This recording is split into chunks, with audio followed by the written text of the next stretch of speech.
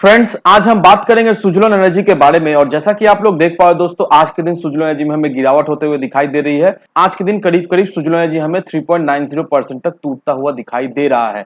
और आपको पता ही होगा दोस्तों, आज के दिन सुजलोन एनर्जी का क्वार्टरली रिजल्ट जो है वो आने वाला है। तो जैसे ही क्वार्टरली रिजल्ट सुजलोन एनर्जी का आता है दोस्तों, मैं आपको अपडेट कर दूंगा। तो जरूर से फॉलो अप रखिएगा ताकि आप जान सको कि सुजलोन एनर्जी का क्वार्टरली रिजल्ट कैसा रहा है। तो आज इस वीडियो के माध्यम से हम लोग जानेंगे दोस्तों कि सुजलोन एनर्जी में ये जो गिरावट हमें होते हुए दिखाई दे रही है, इस गिरावट को देखकर हमें क्या डरना चाहिए। आने वाले समय में सुजलोन एनर्जी में फिर से क्या हमें अच्छी खासी गिरावट होते हुए दिखाई दे सकती है या नहीं, या फिर आने वाले समय में सुजलोन एनर्जी में तेजी बनते हुए दिखाई देगी। और अगर तेजी बनती है तो कौन सा लेवल तक सुजलोन एनर्जी में जाता हुआ दिखाई दे सकता है।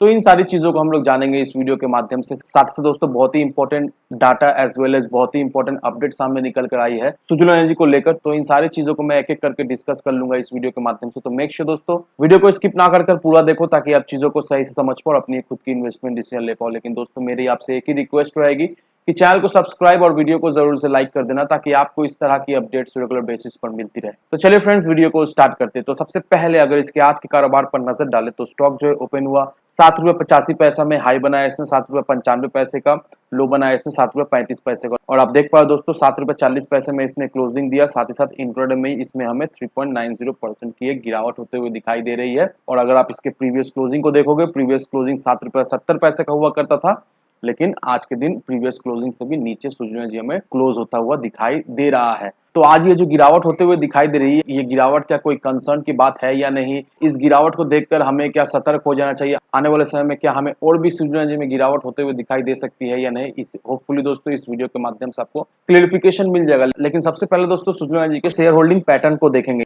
तो अगर सुजलोन एनर्जी के प्रमोटर्स होल्डिंग को देखेंगे दोस्तों, तो यहाँ पर मार्च के महीने में 15.85% हमें प्रमोटर होल्डिंग दिखाई दिया था। और लेटेस्ट जून के महीने का अगर शेयर होल्डिंग पैटर्न को देखेंगे दोस्तों, तो 14.92% का घटकर हो चुका है। और ये जो प्रमोटर्स होल्डिंग हमें घटता हुआ दिखाई दे रहा है दोस्तों, ये होल्डिंग्स घटने का पीछे हम लोग रीजन बहुत अच्छी तरीका से जानते हैं दोस्तों, क्योंकि प्रमोटर्स ने अपना बहुत सारे स्टेक जो है वो रेक और इरेडा को भी दिया है। बहुत सारे शेयर जो है वो ओपन मार्केट में बिक्री भी किया है। तो इस वजह से प्रमोटर्स होल्डिंग्स में हमें गिरावट होते हुए दिखाई दे रही है। लेकिन सबसे अच्छी बात यह है दोस्तों, अगर आप इसके एफआईआईज होल्डिंग्स को देखोगे दोस्तों, जून के महीने में एफआईआईज ने अपना होल्डिंग्स बढ़ाकर 6.29% का कर दिया। वहीं अगर मार्च के महीने का अगर एफआईआईज होल्डिंग्स देखोगे दोस्तों, तो 5.52% का एफआईआईज होल्डिंग्स हमें दिखाई दे रहा था। तो यहाँ पर देखो दोस्तों, एफआईआईज ने जबरदस्त होल्डिंग्स जो है वो अपना बढ़ाकर कर लिया है सुजलोन एनर्जी में। और मैं हमेशा आपको यही कहता हूं दोस्तों कि एफआईआईज जो है वो बाजार के नर्व्स को समझते हैं। वो लोग बहुत ही अच्छी तरीके से जानते हैं दोस्तों कि कौन सा स्टॉक में उन्हें इन्वेस्ट करना चाहिए ताकि उनको कम से कम समय में ज्यादा से ज्यादा रिटर्न मिल जाए। और जिस भी स्टॉक में वो लोग इन्वेस्ट करते हैं, वो लोग रिसर्च करते हैं कि उस स्टॉक में पोटेंशियल है या नहीं, आने वाले समय में उसमें तेजी बनते हुए दिखाई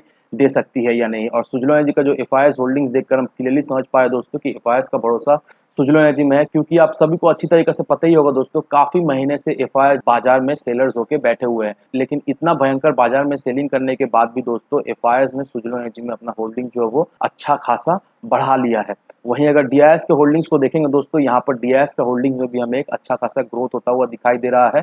मार्च के महीने में डीआईएस का जो होल्डिंग्स हुआ करता था वो 13.57% का हुआ करता था। वहीं जून के महीने का डीआईएस होल्डिंग्स को देखेंगे दोस्तों, 15.51% का बढ़कर हो चुका है। तो आप देख लो दोस्तों, डीआईएस एफआईआईज का होल्डिंग जो है वो जबरदस्त हमें बढ़ता हुआ दिखाई दे रहा है। वहीं अगर पब्लिक के होल्डिंग्स को देखेंगे दोस्तों, पब्लिक का होल्डिंग जो है वो 65.06% से घटकर 63.29% हो चुका है। पब्लिक का होल्डिंग यहाँ पर हमें कमता हुआ दिखाई दिया। दैट मीन्स दोस्तों, एफआईआईज डीआईएस जो पब्लिक से माल छीलकर अपने पोर्टफोलियो में ऐड किए जा रहे हैं। अब दोस्तों, यहाँ पर अगर करंट म्यूचुअल फंड के इन्वेस्टमेंट को देखेंगे सुजलोन एनर्जी में, तो यहाँ पर म्यूचुअल फंड का इन्वेस्टमेंट भी हमें बढ़ता हुआ दिखाई दे रहा है। म्यूचुअल फंड ने अपना होल्डिंग्स जो है वो सुजलोन एनर्जी में अच्छा खासा बनाकर रखा हुआ है। यहाँ पर किस किस म्यूचुअल फंड में कितना कितना होल्डिंग्स है दोस्तों, यहाँ पर आपको क्लियरली दिख रहा होगा। तो यहाँ पर देख लो दोस्तों, म्यूचुअल फंड को ले लो या फिर एफआईआईएस को ले लो या फिर डीआईएस को ले लो, ये सारे डेटा देखकर हम एक चीज तो क्लियरली समझ पा रहे हैं दोस्तों कि आने वाले समय में नो डाउट सुजलोन एनर्जी में हमें एक अच्छी खासी तेजी बनते हुए तो जरूर से दिखाई देगी। क्योंकि एफआईआईएस डीआईएस और म्यूचुअल फंड सुजलोन एनर्जी को लेकर काफी ज्यादा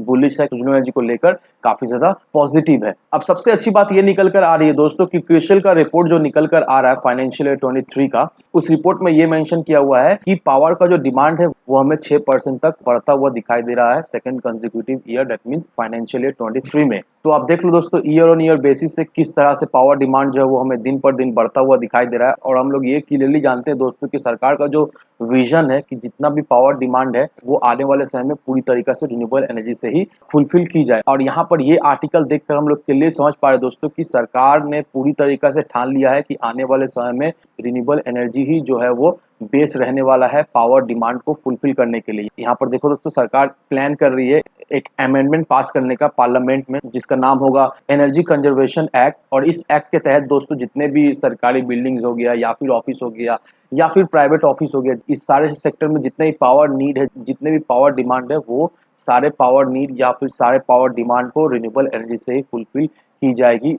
ऐसा सरकार का विजन है और बहुत ही जल्द दोस्तों सरकार ये एक्ट लाने वाली है ताकि ये मैंडेटरी हो जाए कि जितने भी सरकारी बिल्डिंग्स ऑफिस या फिर प्राइवेट ऑफिस बिल्डिंग्स जो है वो रिन्यूएबल एनर्जी से चले। तो अब देख लो दोस्तों किस तरह से रिन्यूएबल एनर्जी के सेक्टर में हमें आने वाले समय में ग्रोथ होता हुआ दिखाई देगा। एफआईआईएस, डीआईआईएस, म्यूचुअल फंड्स, ये सारे अपना होल्डिंग्स जो है वो दिन पर दिन बढ़ाए जा रहे हैं दोस्तों। और इससे हम लोग देखकर एक चीज तो क्लियरली समझ पा रहे हैं दोस्तों कि नो डाउट आने वाले समय जो है वो रिन्यूएबल एनर्जी का है। और नो डाउट सुजलो एनर्जी में आने वाले समय में हमें तेजी तो बनता हुआ दिखाई देगा ही देगा। अभी फिलहाल सुजलो एनर्जी हमें कंसोलिडेट करता हुआ दिखाई दे रहा है, लेकिन इस कंसोलिडेशन को देखकर आपको बिल्कुल ही घबराना है नहीं दोस्तों, क्योंकि ऐसा कंसोलिडेशन हम लोग हर एक स्टॉक में देखते हैं। हर एक स्टॉक में हमें गिरावट होते हुए दिखाई देती है, हर एक स्टॉक में हमें तेजी बनते हुए दिखाई देती है। तो इसका मतलब ये नहीं है कि किसी भी स्टॉक में गिरावट होती है तो वो खराब स्टॉक है, या फिर किसी भी स्टॉक में हमें तेजी बनते हुए दिखाई देती है तो बहुत ही बेहतरीन स्टॉक है। नहीं, ऐसा बिल्कुल ही नहीं दोस्तों। अभी जिस तरह से सुजलो एनर्जी कंसोलिडेशन फेज में दोस्तों अभी देखा है तो सुजलो एनर्जी आप सभी को अपॉर्चुनिटी दे रहा है, आप सभी को मौका दे रहा है एक्यूमुलेट करने का या फिर बाई करने के लिए। अगर आप इस लेवल पर सुजलो एनर्जी में इन्वेस्ट करके रखते हो दोस्तों, नो डाउट शॉर्ट टर्म में दैट मीन 3 से 6 महीना में मिनिमम आपको 30 से 40% का तो रिटर्न मिल जाएगा सुजलो एनर्जी से। और अगर सुजलो एनर्जी को आप लॉन्ग टर्म के विजन से, लॉन्ग टर्म के नजरिए से अगर होल्ड करके रखते हो दोस्तों, तो नो डाउट आपका पैसा तो डबल से 3 गुना होना ही होना है।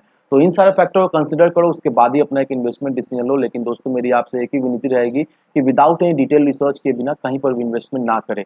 वीडियो अगर आपको पसंद आए तो लाइक सब्सक्राइब जरूर करना। तो चलिए फ्रेंड्स, मिलते हैं हम अगले वीडियो में।